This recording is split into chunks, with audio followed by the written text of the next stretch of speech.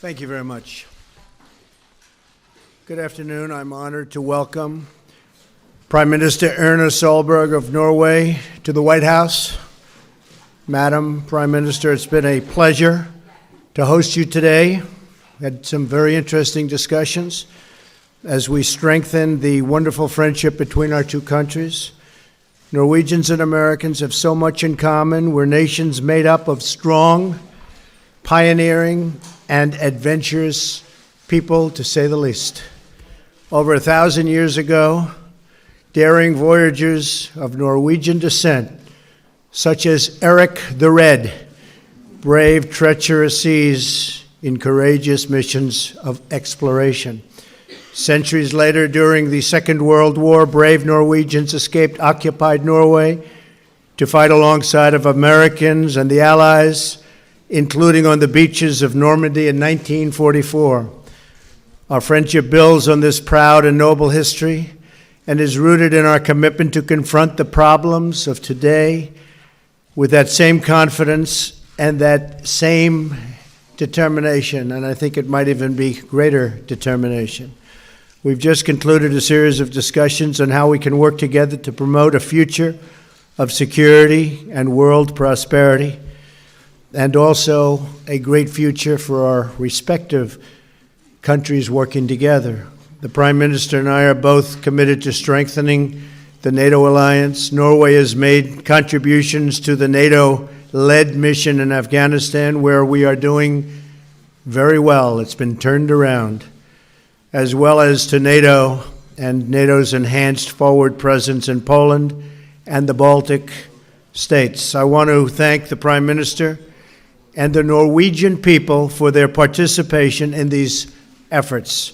I encourage Norway to follow through on its commitment to meet the 2% of GDP defense spending obligation so that together we can confront the full range of threats facing our nations. And I believe Norway will get there quite soon. Norway is also a vital and valued member of the campaign to defeat ISIS. Because of us, ISIS has now lost almost 100% of the territory it previously held not so long ago in Iraq and in Syria. We're grateful for Norway's civilian assistance efforts and generous humanitarian aid to the region. They've been out there and really doing an incredible job. I'm also pleased to share that the economic ties between our two countries are robust and growing. The United States currently has a trade surplus, which is shocking. Do you believe I'm saying we have a surplus? There aren't too many. You're going to have to go back and check your people. But we're getting more and more surpluses all over the world, I will say that. I told that to the Prime Minister. But our two countries are robust and growing. The United States currently has a large contingent of products that we sell and back and forth with Norway. And one of the big products, of course, is our military equipment. I want to thank the people of Norway for their commitment to fair and reciprocal trade, a word that you're going to hear more and more coming from this administration, and it should have come from other administrations before me. Reciprocal trade, which benefits us all. Free nations are stronger when the trade is fair. And trade has not been overly fair with the United States, but we've had that great relationship with Norway. But remember the word reciprocal. In November, we started delivering the first F-52s and F-35 fighter jets. We have a total of 52, and they've delivered a number of them already, a little ahead of schedule. It's a $10 billion order. Norway also invests about 1/3 of its sovereign wealth fund in American businesses, supporting hundreds of thousands of American jobs. They're very big investors in our stock market, and therefore the Prime Minister thanked me very much, because their market is, you have done very well with your investments in the United States, right? Thank you. Norway's commitment to mutually beneficial commerce is a model for other nations, and it really is. It's an amazing country. I look forward to forging an even stronger economic relationship between the United States and Norway, growing this record of success with even more investment and more jobs and more job creation. We're also proud of our increasing cooperation on health and health security, and also on biodefense, very important to both countries. I commend Prime Minister Solberg's efforts to promote vaccine development and disease prevention. Together we can save and improve many, many lives. We're working very hard, and in some cases together, on cures to many ailments. Prime Minister Solberg, I want to thank you again for joining us at the White House. For decades, Norwegians and Americans have stood side by side against common threats to our freedom, our security, and to our values. Together we have fought against fascism and communism and terrorism, and we face threats always. Together, we're partners. Our partnership has advanced peace, cooperation, and respect for human dignity all around the world. Today, we remain united in our efforts to confront shared challenges, to seize new opportunities, and to build a bright and beautiful future for our countries, our people, our children. And I think we're doing very well working together, and we have a newfound friendship. So I want to thank you, and God bless you. Thank you very much. Thank you. Thank you, Mr. President, and thank you for your generous welcome. It's a great honor to be here at the White House. The relationship between our two countries is strong, and it has very deep roots. There are millions of US citizens who proudly call themselves Norwegian Americans.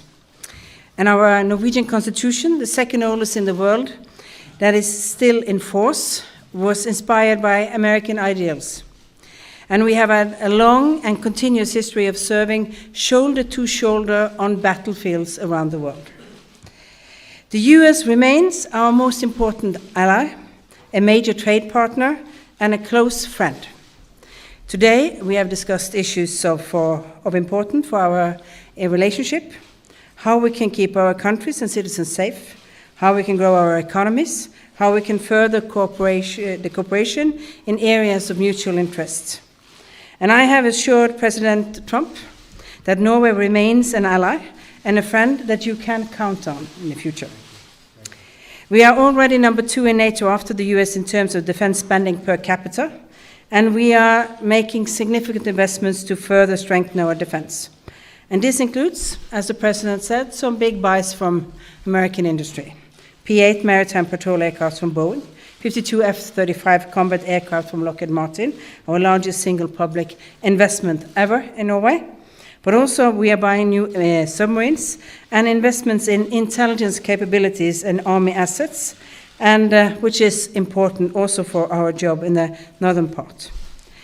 The American economy is doing well, and our economic relations are flourishing, and that's to the benefit of both countries. As we discussed in our meeting, for a small country like Norway, it's important for our ability to trade and to invest across border that we have fair trade and that we have multilateral trade systems also. And we think it's important for our future. Norwegian investments and Norwegian companies support close to 500,000 jobs in the United States. And through our government pension funds, substantial revenues from our oil sectors are being invested in US assets. The US has an impressive business community, and I have commended the leading role it is playing, also in the transformation to a green economy. For example, by the fact that one of the big areas we are now importing in Norway is electrical cars from Tesla. And Norway is combating climate change. It's an important issue for us, and we are committed to the Paris Agreement. But it leads to businesses, and it leads to American businesses also selling cars in Norway. At the same time, the green economy is an area where we see tremendous economic and business opportunities in the future. And finally, I think it's important to say that we also are discussing some of the big, difficult issues, for example, the development in Afghanistan, where I think and hope that we can find a new future.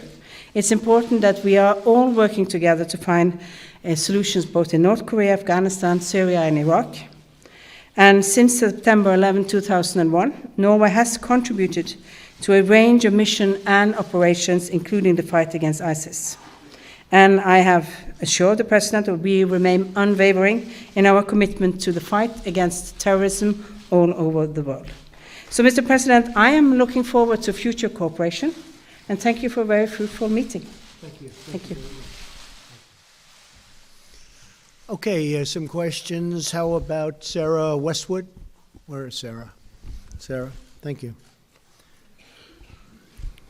Washington Examiner.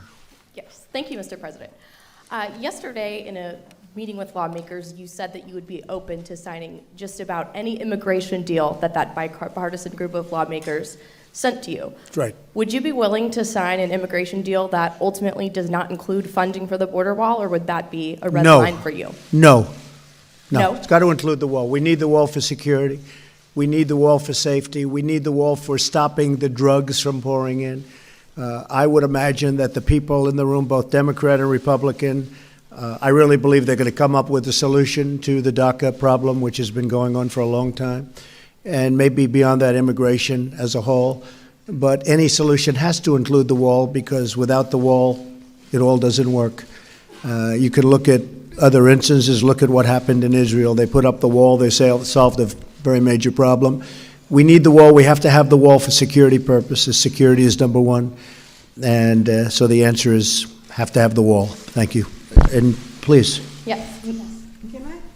Can I call on Anders Magnus from the Norwegian Broadcasting?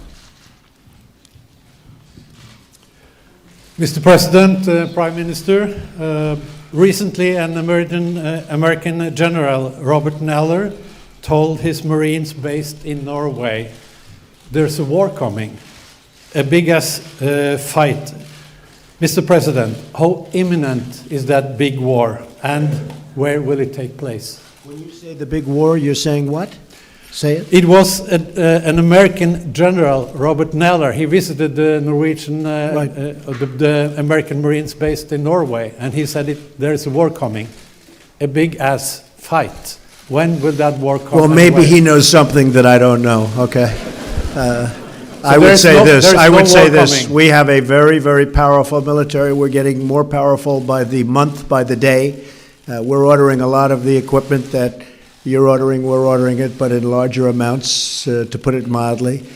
We are building up our military to a point that we've never been before. We're also, we were very much weakened over the last long period of time, but not with me. No, I don't expect that. I think we're going to have, because of strength, peace through strength. I think we're going to have a long period of peace. I hope we do. We have certainly problems with North Korea, but a lot of good talks are going on right now, a lot of good energy. I see a lot of good energy. I like it very much, what I'm seeing. I just spoke this morning with as you know, with the President Moon of South Korea. He had some really great meetings. His representatives had a great meeting. And I had some very good feedback from that. So hopefully a lot of good things are going to work out. No, I think that we will have peace through strength. Our military will be stronger than it ever was in a very short period of time. And that's my opinion. That's not the general's opinion, but I think my opinion counts more right now. Thank you. Maybe I can just add that the reason why we are so happy that we have U.S. Marines training in Norway is that that's part of the deterrence strategy that makes sure that we don't have a war in the future. Yes. And Sarah, did you have a question? You were supposed to ask a question. Did you have a question for the Prime Minister? I did, yes, thank you. Madam Prime Minister, President Trump has said that the investigation into Russian collusion makes our country, quote, look very bad. And he said this morning that, quote, the world is laughing at our stupidity. So my question to you is, are you laughing at the Russian investigation? I think that it's up to every political system in countries to scrutinize and discuss their own political agenda in their countries. And I respect that very much, and that this is an issue for American politics. I'd just like to say that it has impacted also in Europe. I think all European countries who have had elections this year has been looking into, will there be any type of tampering or others? We concluded after our election that we could not find any proof of any try to put any emphasis on that from countries outside Norway. I think it was a very Norwegian election with Norwegian participants. Well, I will say this, there is collusion, but it's really with the Democrats and the Russians, far more than it is with the Republicans and the Russians. So the witch hunt continues. John, go ahead.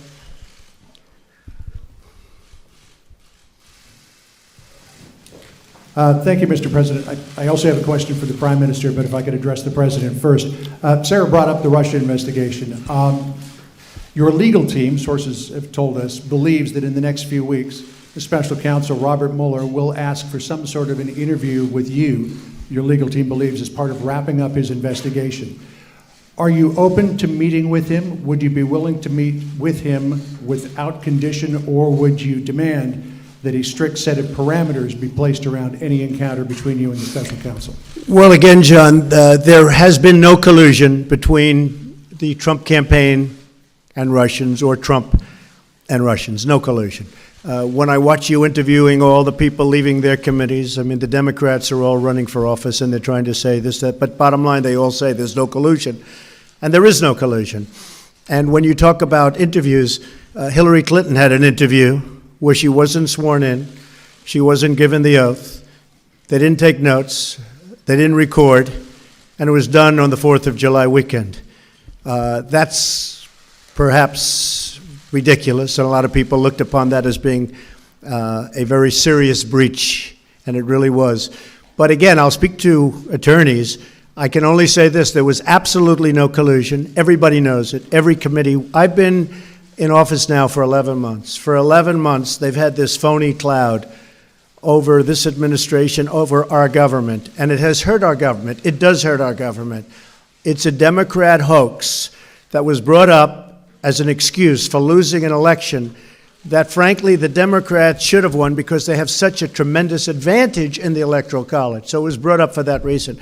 But it has been determined that there is no collusion, and by virtually everybody. So we'll see what happens. But again, would you be open to? We'll see what happens. I mean, certainly I'll see what happens. But when they have no collusion and nobody's found any collusion at any level, it seems unlikely that you'd even have an interview.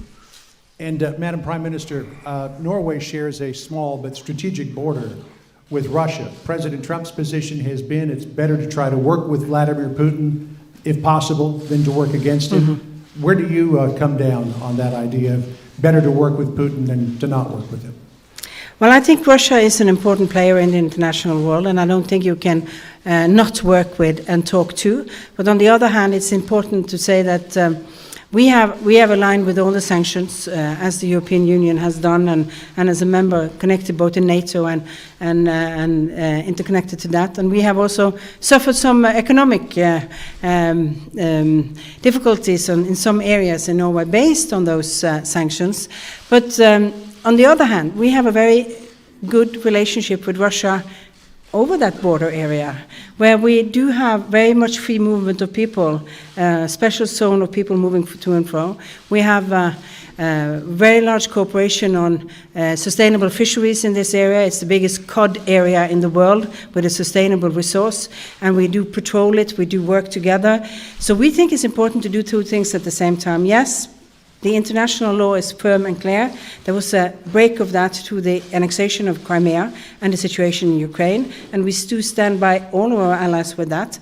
But at the same time, as a neighboring country, we do day-to-day work on things that we have to solve for the people and the economic activity that is in that area, and which is a fragile area for the whole world.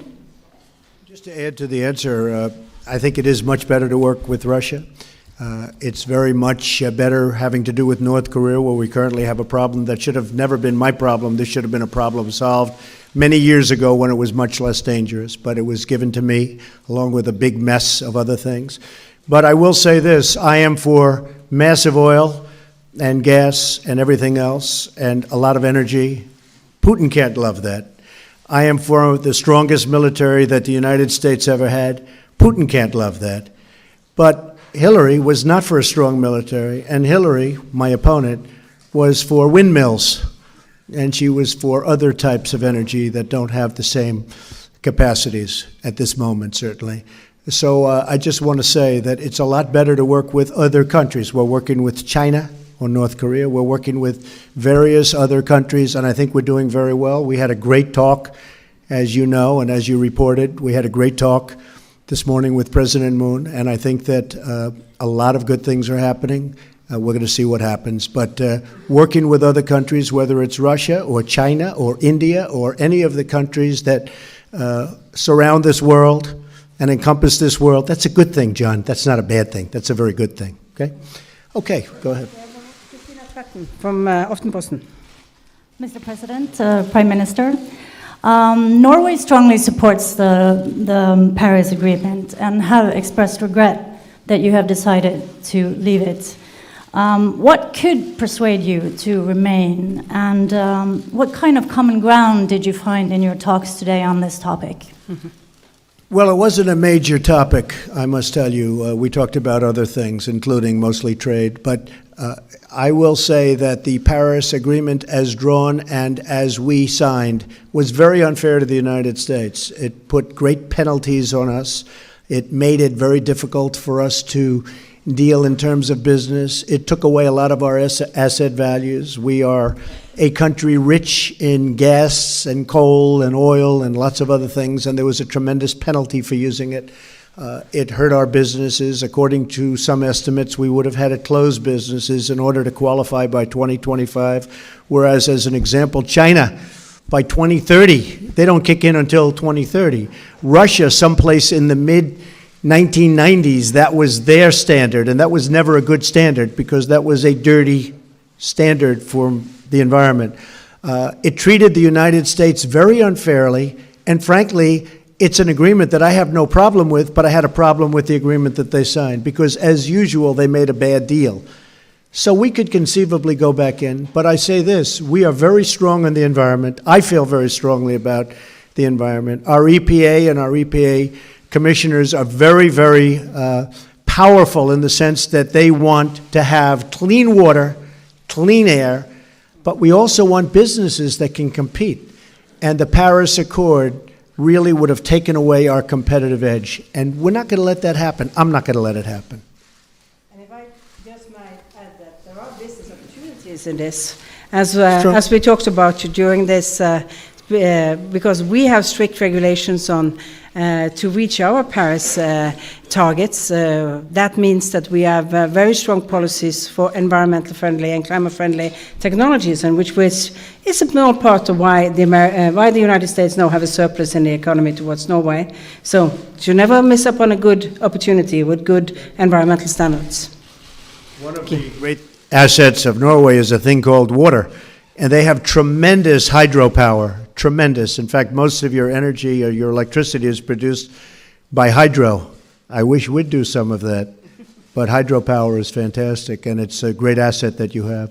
Thank you very much. Great honor. Thank you.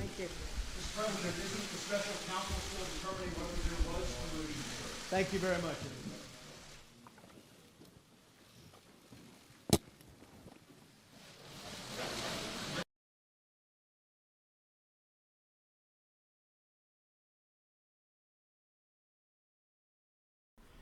All right, folks, thank you very much for joining us and choosing us as your stream of choice. President Donald Trump having a joint press conference with Prime Minister Solberg of Norway. As you guys heard, they were talking about mostly trade. That is what President Trump wants to talk about mostly with all of these world leaders from European countries is trade. It's very important for us to have trade partners in Europe. And he wants to make sure that those ties stay really, really close when it comes to us and the Europeans working on trade as we get closer and closer to talks of NAFTA. NAFTA is in the works. The talks are set to start soon. And we'll see if we stay with that or not. So stay tuned. And make sure that you guys give this live stream a thumbs up. If you are new, subscribe to the channel. And also click the notification bell. That way you get a heads up when we go live. We're going to be bringing you a whole bunch of news later on today. Both on the channel and on our website at goldenstatetimes.com. Again, that's goldenstatetimes.com. And make sure you also sign up to our newsletter. The link is in the description below. Or on our website, like I said, goldenstatetimes.com. So make sure you guys check it out. Thank you very much to the moderators for coming out, keeping the chat clean and enjoyable for everyone. Also, thank you to all those that shared the live stream on social media, on Gab, on Facebook, on Twitter. I saw a lot of posts, people sending it out on social media. Thank you so much. You guys help out the channel immensely. I cannot thank you enough for all of your help. So yeah, folks, stay tuned. I hope to see you guys here later on, and I'll see you soon. Peace.